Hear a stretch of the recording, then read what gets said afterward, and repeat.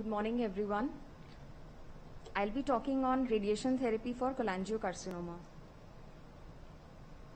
I'll be covering extrahepatic cholangiocarcinoma and intrahepatic cholangiocarcinoma, extrahepatic constituting perihilar and distal, and intrahepatic.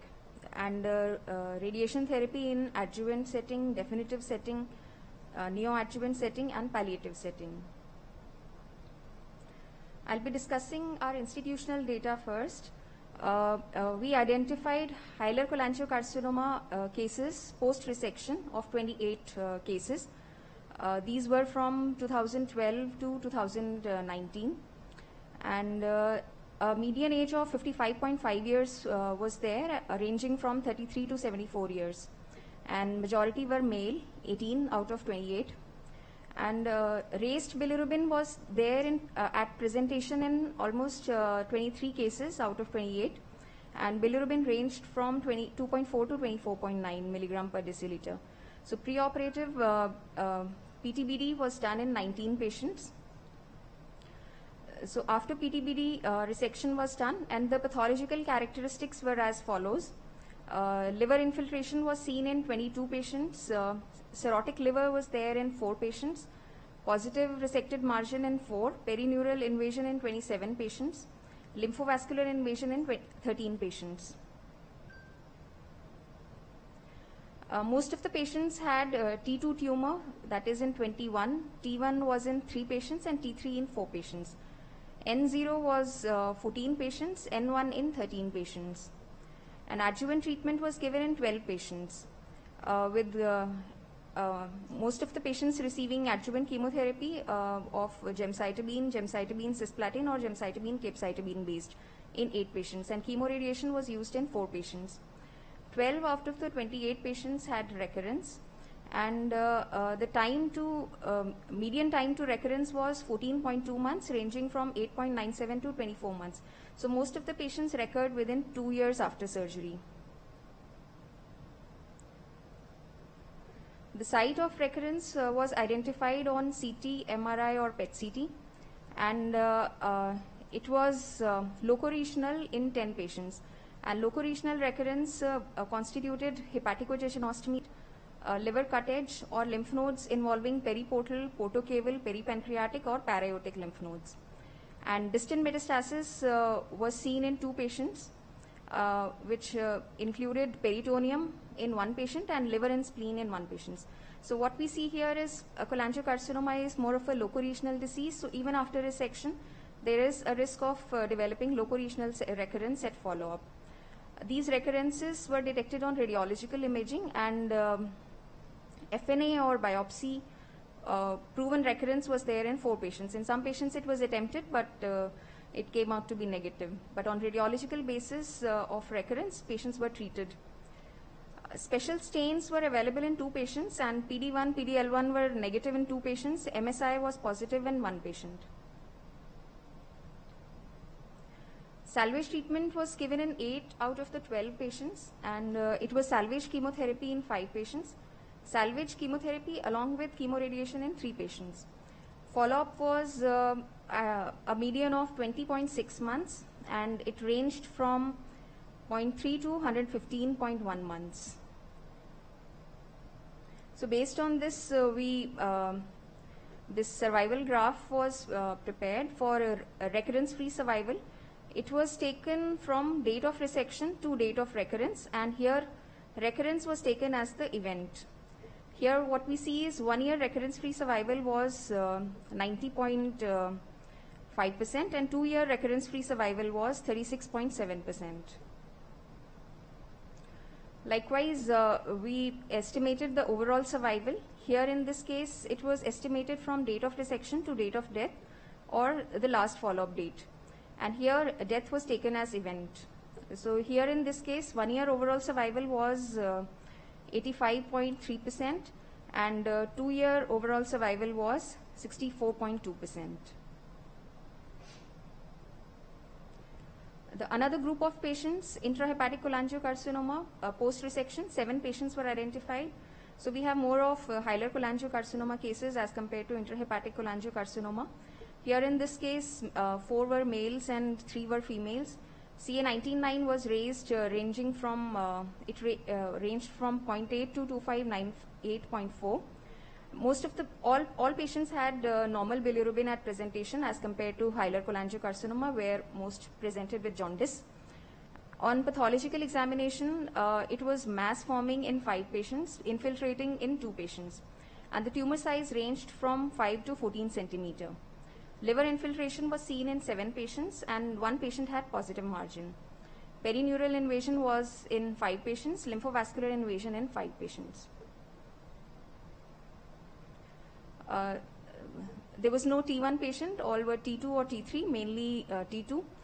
Similar way in hilar cholangiocarcinoma, most of the patients had T2 tumors. N0 was 3 patients, N1 in 1 and NX in 3 patients.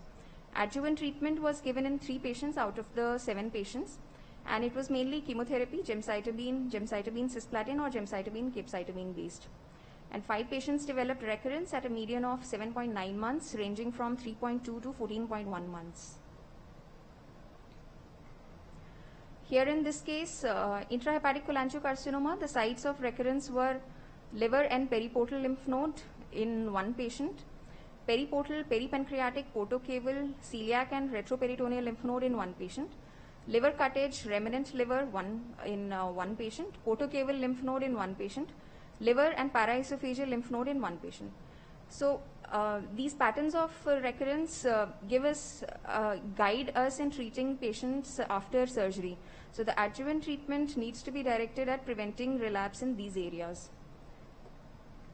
And the follow-up was a median of 14.6 months, ranging from 1.7 to 34.8 months.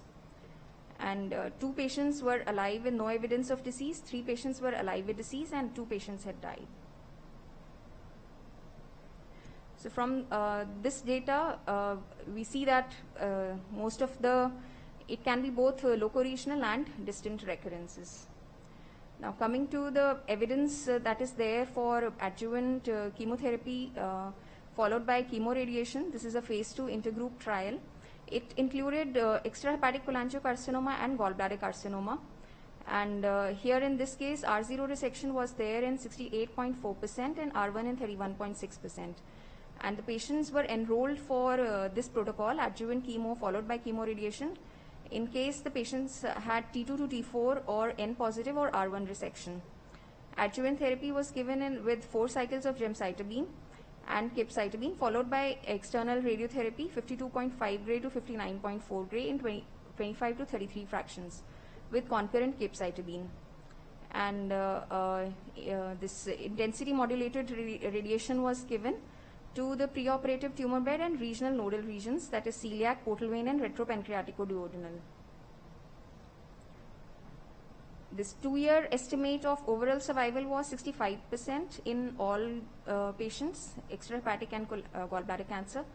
And in R0 and R1, the survival graph smashed and there was no statistically significant difference between R0 and R1 patients.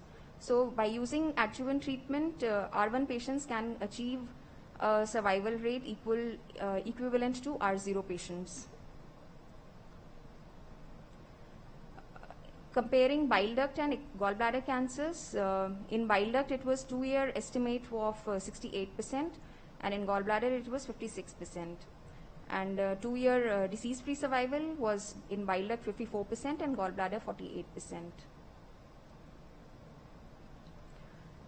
This was adjuvant radiotherapy. Now coming to locally advanced extrahepatic cholangiocarcinoma for definitive radiotherapy.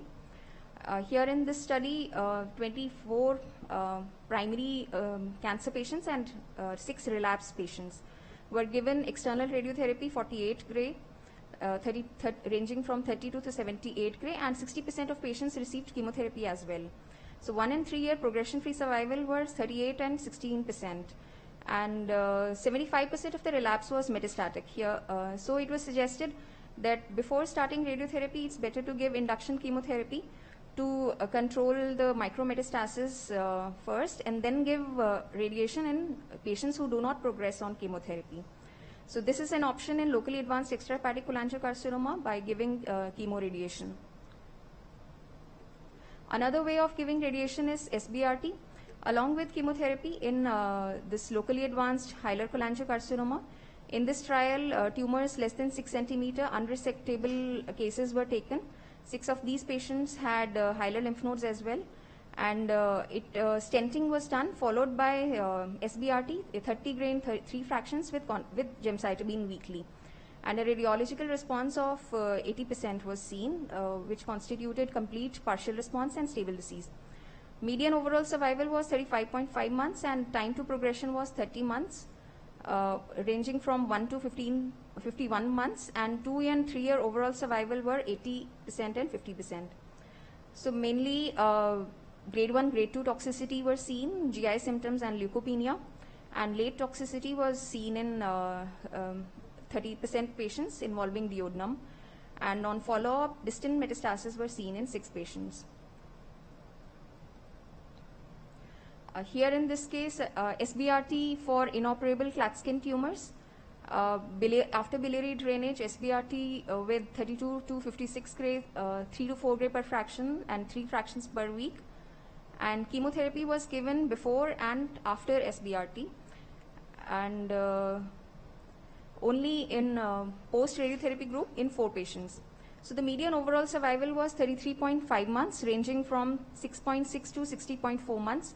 And the median time with freedom of tumor progression was 32.5 months, ranging from 6.1 to 60.4 months. So this can delay tumor progression when we use SBRT and chemotherapy. And the first site of tumor progression in all cases was primary tumor region, that is liver and or local peritoneum.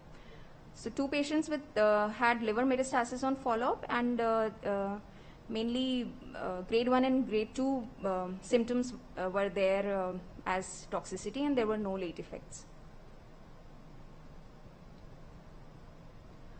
So here chemoradiation was compared with chemotherapy alone in locally advanced unresectable intrahepatic cholangiocarcinoma, and the mean dose of 44 gray with concurrent capecitabine and cisplatin was given. And progression-free survival was better with chemoradiation, 4.3 versus 1.9 months. And overall survival, chemoradiation versus chemotherapy, 9.3 versus 6.2 months. These were statistically significant. This highlights like radiation can be given for local control, but we need more effective systemic therapies. Then resection is an option for cholangiocarcinoma. Then liver transplant is also an option, and here there are various neoadjuvant protocols. The Mayo protocol, which has been well established, it uses a hyperfractionated radiotherapy with 2 fractions in a day over 3 weeks, along with the concurrent 5-FU based chemotherapy until transplantation. And after 5-FU, then it is switched over to oral drug capecitabine. And here it uses brachytherapy as well with iridium 192 after 2 to 3 weeks of external radiotherapy. There are newer protocols like which use SBRT, 50 to 60 grain, 3 to 5 fractions.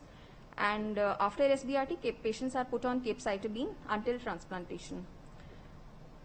And this one from Iowa, it uses external radiotherapy and brachytherapy. And this external radiotherapy and brachytherapy. Okay. This Nebraska one uses only brachytherapy and followed by concurrent 5-FU, and it is continued. This 5-FU infusion is continued until transplantation. In unresectable hilar cholangiocarcinoma, palliative radiotherapy is an option along with stenting. The benefit of radiation is that it prolongs the stent patency. Here in this study, it was seen that it was 326 versus 196 days with a p-value of 0.02 in stenting plus radiotherapy versus stenting alone group. This is uncovered metallic stent, and it also resulted in a longer median survival, that is 367 versus 267 days with p 0.025. So this is from one of our cases. It is a hilar cholangiocarcinoma where recurrence was seen after resection, after like about 6 months later. And here, what was seen is on PET-CT, there was an ill-defined thickening in the hepatococcygeanostomy site. And there were periportal and portocaval lymph nodes. So, and CA19-9 was raised to 1281.9. And FNA was attempted from this, but it came out to be negative. And then patient was subjected to biliary drainage. And after biliary drainage, based on radiological evidence of recurrence, he's being managed with chemoradiation to this area, hepatococcygeanostomy and this portal group of lymph nodes, as well as elective lymph nodal regions, and along with chemotherapy. So what we see is in cholangiocarcinoma, there is recurrence mainly in this site. So if we give adjuvant radiotherapy to this area, that can prevent recurrences on follow-up. This is a patient with hilar cholangiocarcinoma where adjuvant radiotherapy was given after surgery.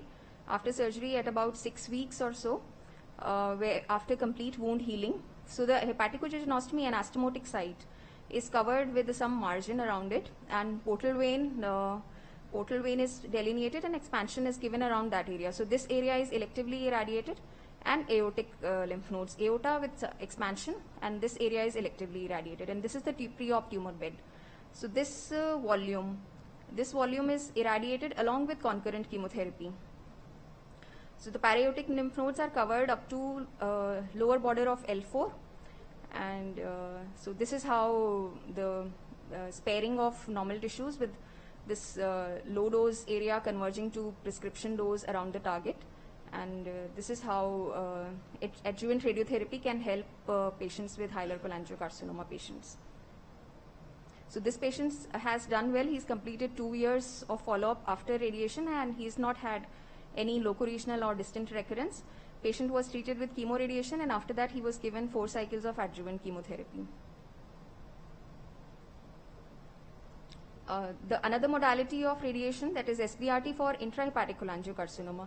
We've not done any SBRT for hilar cholangiocarcinoma, but we've been treating some of the patients with intrahepatic cholangiocarcinoma. This patient was presented in a locally advanced stage, one big lesion, and there was another small lesion near diaphragm. So patient was given first neoadjuvant chemotherapy with gemcitabine and oxaliplatin based chemotherapy. After 4 cycles, patient had partial response. So she was given 2 more cycles, and then she was planned for SBRT to both the lesions. After SBRT, there was stable disease, and patient was given further chemotherapy after SBRT and then has undergone resection. So this patient has completed some months of follow-up, and she's not had any locoregional or distant progression. So these kind of multimodality treatment protocols can be done for locally advanced cases. To summarize, cholangiocarcinoma, it can be divided into resectable and unresectable. Resectable patients can go for resection and followed by adjuvant chemoradiation in patients with more than or equal to T2 tumors, node positive, or R1 cases. Neoadjuvant radiation protocols can be used for unresectable cases. Some of the patients with localized disease which are away from organs at risk can be treated with SBRT and along with chemotherapy. And in metastatic patients or locally advanced cases where they are not suitable for definitive treatment, then patients can be offered palliative radiotherapy plus chemotherapy and stenting. Thank you.